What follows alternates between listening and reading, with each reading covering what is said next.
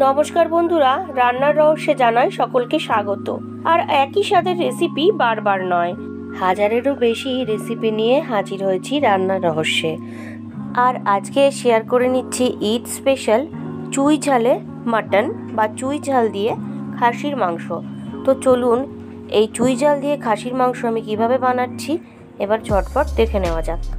তো recipe ready করার জন্য এখানে আমি নিয়ে নিয়েছি 1 কিলো খাসির মাংস, ভালো করে পরিষ্কার করে রেখেছি। নিয়েছি আলু, পেঁয়াজ কুচানো, কতটা নিয়েছি পরে বলে দিচ্ছি। দিয়েছি টমেটো, আর নিয়েছি আদা রসুন বাটা একসাথে বেটে রেখেছি। আর তার পাশাপাশি নিয়েছি হলুদ, লঙ্কার গুঁড়ো, তেজপাতা, গোটা গরম মশলা। আর গোটা গরম মশলার মধ্যে বড় এলাচ নিয়েছি, জিরে গুঁড়ো, লঙ্কার গুঁড়ো, এখানে গোটা জিরে আর শুকনো লঙ্কা নিয়েছি। আর নিয়েছি চুই ঝাল বা চই। এইটা পরে আমি ডিটেলসে আপনাদের সাথে শেয়ার করে নিচ্ছি এই জিনিসটা কি সেই সম্পর্কে কিছুটা বলে দেব। আর কিছুটা কেটেও রেখেছি দেখুন। আর নিয়েছি দই। তো এবার চুই ঝালটা কি সেটা আপনাদেরকে দেখিয়ে দিই। এটা হচ্ছে চুই ঝাল বা চই ঝাল। এটা এক ধরনের মানে স্টিকের মতন, এটা কেটে নিতে হয়। এটা মাংসতে ইউজ করলে মাংসর টেস্ট কিন্তু খুব সুন্দর হয় আর খুব সুন্দর একটা ঝাল এই শিকড়গুলোতে থাকে। তো এইভাবে এটা বিভিন্ন ধরনের হয়, একটু মোটা হয়, পাতলা হয়। আমি পাতলাটা পেয়েছি তাই জন্য পাতলাটা দিয়ে আপনাদেরকে দেখাচ্ছি। তো এইভাবে গাটা একটু ছুরির সাহায্যে আমি একটুখানি জাস্ট চেঁচে নিলাম। চেঁচে নিয়ে ছুরি দিয়ে মাছ বরাবর 2 টুকরো করে নিচ্ছি। আর বন্ধুরা, এই চুই ঝালটা কিন্তু আমি ব্যাঙ্গালোরে পাইনি, এটা বেঙ্গল থেকে আনা হয়েছে। তো ভাবলাম আপনাদের সাথে এই চুই ঝাল দিয়ে মাটনের রেসিপিটা শেয়ার করে নিই। দেখুন কেটে নিলাম। এইবার মাটনটাকে আমি একটু সেদ্ধ করে নেবো। তার জন্য প্রেসার কুকারের মধ্যে আমি মাটনটা দিয়ে দিচ্ছি। আর কিছুটা চর্বি রয়েছে, চর্বিটা কিন্তু আমি দেবো না, চর্বিটাকে আমি আলাদা করে তুলে নিচ্ছি। চর্বিটা পরে ইউজ করব আমি। তো দেখুন পুরো মাটনটা আমি প্রেসার কুকারের মধ্যে এইভাবে দিয়ে দিচ্ছি। দিয়ে একটা সিটি দিয়ে নেবো, বেশি নয়, জাস্ট একটা সিটি দেবো। আর এই মাটন দেওয়ার পাশাপাশি কিছু গোটা মশলা আমি দিয়ে দেবো। তার মধ্যে রয়েছে বড় এলাচ, দারচিনি, লবঙ্গ, গোলমরিচ আর ছোট এলাচ, আর সামান্য লবণ দিয়ে দিলাম। দিয়ে এবার পরিমাণ অনুযায়ী জল দিয়ে দিলাম। আমি এখানে কফি মগের ওই 1.5 মগ মতন জল ইউজ করেছি। দিয়ে লক করে দিয়ে জাস্ট একটা সিটি দিয়ে নেব। তো দেখুন প্রেসার কুকারটাকে আমি গ্যাসে বসিয়ে দিয়েছি, এবার একটা সিটি দিয়ে নেব। তো মাংসটা কিন্তু আমি সেদ্ধ করে নিয়েছি একটা সিটি দিয়ে। তো এইবার আলুটাকে ভেজে নেব। তার জন্য রাইস ব্রান অয়েল গরম করে নিয়েছি। এবার আলুটা দিয়ে দিলাম, দিয়ে আলুটাকে লাল লাল করে ভেজে নিচ্ছি। তো দেখুন আলুটা কিন্তু ভাজা হয়ে গেছে। এবার আমি আলুটাকে তুলে নেব। এইবার ভেজে নেওয়া আলুর তেলের মধ্যেই আমি কিছুটা পরিমাণ সর্ষের তেল অ্যাড করে দিলাম। দিয়ে এর মধ্যে একটা তেজপাতা, 2টো শুকনো লঙ্কা ভেঙে দিয়ে দিলাম, আর 1/2 টিস্পুন গোটা জিরে দিয়ে দিলাম। দিয়ে ফোড়নটাকে জাস্ট 1-2 সেকেন্ড একটু ফ্রাই করে নিলাম।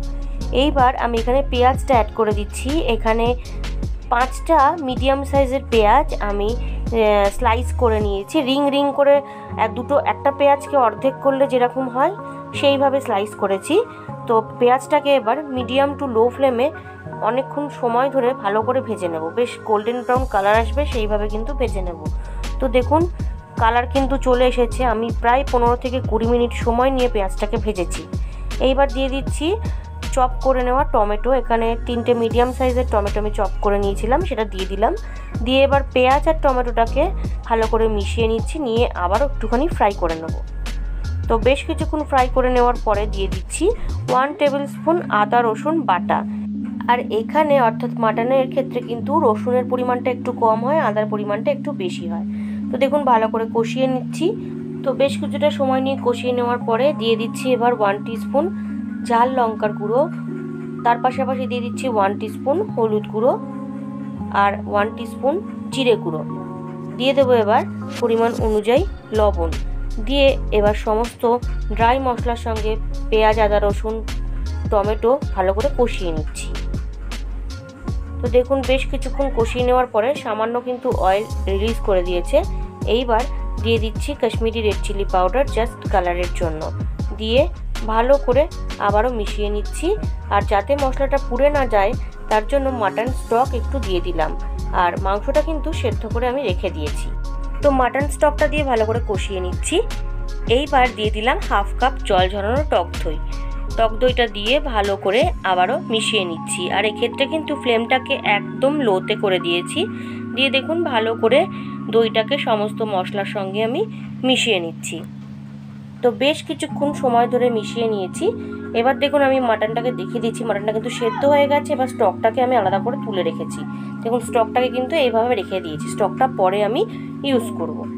তো মশলা খুব ভালো করে কষিয়ে নিয়েছি, অয়েলও রিলিজ করে দিয়েছে। এইবার সেদ্ধ করে রাখা মাটনটা আমি মশলার মধ্যে দিয়ে দিলাম। দিয়ে এবার মিডিয়াম টু লো ফ্লেমে অনেকক্ষণ সময় নিয়ে ভালো করে মাটনটাকে কষাবো।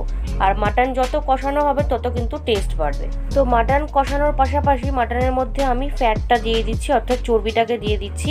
আর চর্বি খেতে তো আমার খুবই ভালো লাগে। আপনাদের কাদের চর্বি খেতে খুব ভালো লাগে মাটনে, আমাকে অবশ্যই জানাবেন। তো মাটন ফ্যাটটাকে দিয়ে আমি ভালো করে মিশিয়ে নিচ্ছি। আর চর্বি দেওয়ার পাশাপাশি দিয়ে দেবো এবার ভেজে রাখা আলুগুলো আমি মাংসর সাথে খুব ভালো করে কষিয়ে নেব। আর মাটন মানেই আলু, বাঙালিদের মাটন মানে আলু ছাড়া কিন্তু ইনকমপ্লিট। তো আলুটা দিয়ে দিলাম, দিয়ে এবার ভালো করে কষিয়ে নিচ্ছি।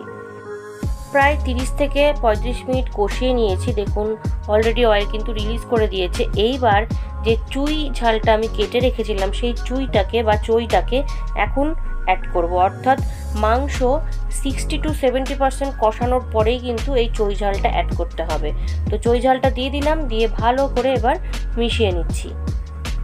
আর বন্ধুরা, আমার চ্যানেলে কিন্তু মাটনের বিভিন্ন ধরনের রেসিপি রয়েছে, আপনারা আমার চ্যানেল পেজে গেলেই কিন্তু সেখান থেকে রেসিপিগুলো দেখে নিতে পারবেন।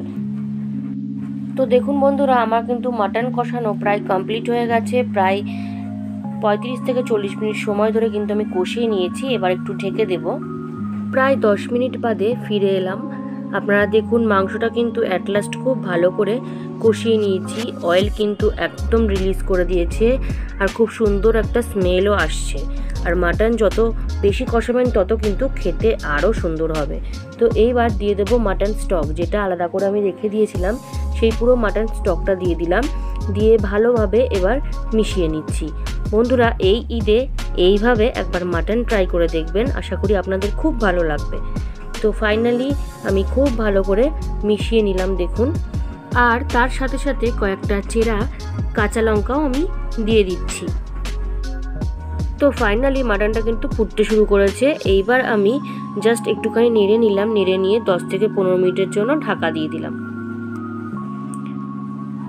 10 থেকে 15 মিনিট বাদে ফিরে এলাম। আপনারা দেখুন চুই ঝালের মাটন কিন্তু আমার একদম রেডি হয়ে গেছে। আর দারুণ একটা স্মেল আসছে। আপনারা যদি চুই ঝাল বা চই ঝাল পেয়ে থাকেন বা কোনো মার্কেট থেকে আনাতে পারেন, তো বাড়িতে অবশ্যই একবার এইভাবে ট্রাই করে দেখবেন, খুব সুন্দর লাগে খেতে। আর মাংসর কিন্তু টেস্ট দ্বিগুণ বেড়ে যায়। তো সবশেষে ওপর থেকে দিয়ে দিলাম গরম মশলার গুঁড়ো, দিয়ে ভালো করে একটু নেড়ে নিচ্ছি। তো বন্ধুরা, ঈদ স্পেশাল এই চই ঝালের মাটন বা চুই ঝালের মাটন কিন্তু আমার একদম রেডি হয়ে গেছে। অবশ্যই এই ঈদে একবার বাড়িতে ট্রাই করে দেখবেন। সকলের ঈদ খুব ভালো কাটুক। তো বন্ধুরা, এইবার এটা গরম গরম সার্ভ করুন। আজকের রেসিপি ঈদ স্পেশাল চই বা চুই ঝালে মাটন আমার একদম রেডি। ভালো লাগলে বাড়িতে অবশ্যই ট্রাই করবেন ও টেস্টের আনন্দ নেবেন। তার পাশাপাশি লাইক, শেয়ার, কমেন্ট করতে ভুলবেন না। আর নতুন বন্ধুরা যারা এখনও পর্যন্ত আমার চ্যানেলটিকে সাবস্ক্রাইব করেননি, তারা আরও ভালো ও নতুনত্ব রেসিপির জন্য রান্নার রহস্যকে অবশ্যই সাবস্ক্রাইব করবেন। ধন্যবাদ।